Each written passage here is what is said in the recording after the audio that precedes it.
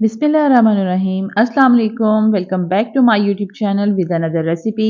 कैसे हैं आप सब लोग? उम्मीद है आप सब लोग ठीक होंगे, खैरियत से होंगे।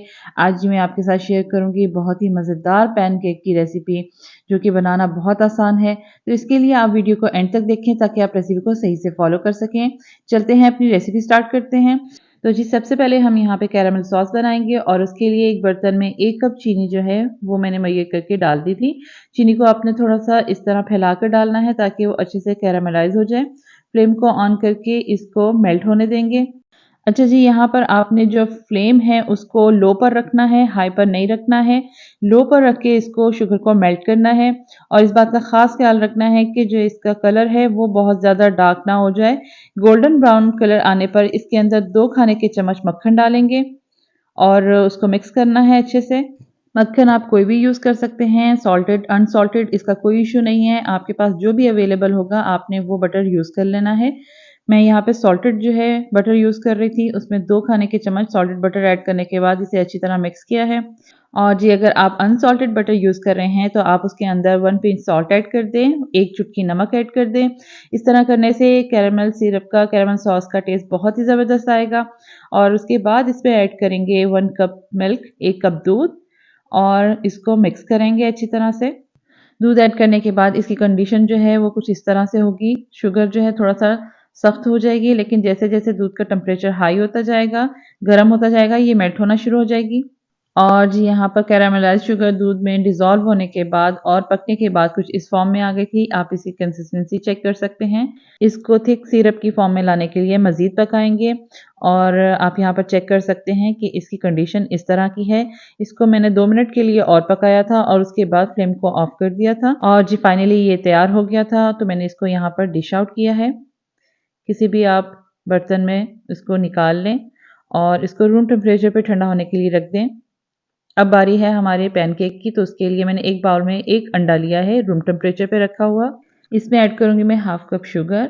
आप इसमें कम चीनी भी इस्तेमाल कर सकते हैं और उसके बाद इसमें ऐड होगा 1/4 कप ऑयल, 1 कप दूध।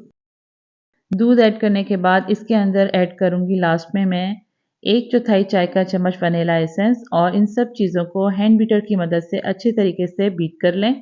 अगर आप हैंड बीटर का यूज़ नहीं कर रहे तो आप ब्लेंडर जग का भी यूज़ कर सकते हैं इस तरीके से जिस तरह मैं कर रही हूँ। ब्लेंडर जग में डालने के बाद इसे अच्छी तरीके से ब्लेंड करना है और दोबारा से बाउल में पोर कर लें और इसके बाद इसमें ऐड करूँगी 1 कप मैदा जिसको हम स्ट्रेनर की मदद से अच्छी तरह छानेंगे और इसमें ऐड करूँगी मैं 1 चाय का चम्मच बेकिंग पाउडर। दोनों चीज़ों को स्ट्रेनर की मदद से अच्छी तरह छान लेंगे। आप इसमें नमक का इस्तेमाल भी कर सकते हैं। अगर आप थोड़ा-सा सॉल्टी टेस्ट चाहते हैं तो 1 चुटकी नमक ऐड कर लें। हैंड विस्क का यूज़ करते हुए इन सब चीज़ों को अच्छे तरीके से कंबाइन करेंगे।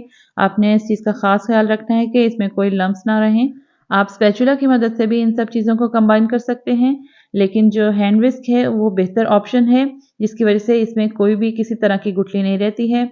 और यहाँ पर सारी चीज़ों को अच्छी तरह कंबाइन करने के बाद मैं आपको इसकी कंसिस्टेंसी चेक करवाऊँगी।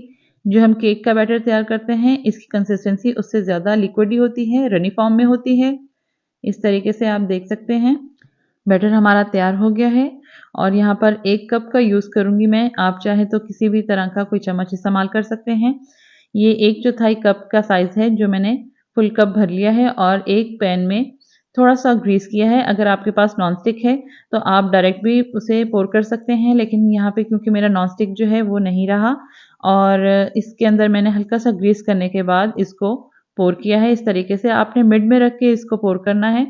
फ्लेम को मीडियम लो पे रखना है और इसमें बबल्स बनने का वेट करना है।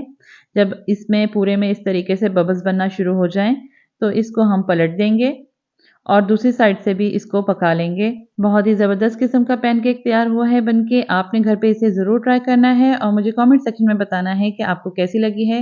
वीडियो पसंद आए तो लाइक करें, शेयर करें। अपना ढेर सारा ख़्याल रखें और मुझे हमेशा दुआओं में याद रखें। मैं इंशाल्लाह मिलूँगी अपनी नेक्स्ट वीडियो में। अल्लाह हाफ़िज़।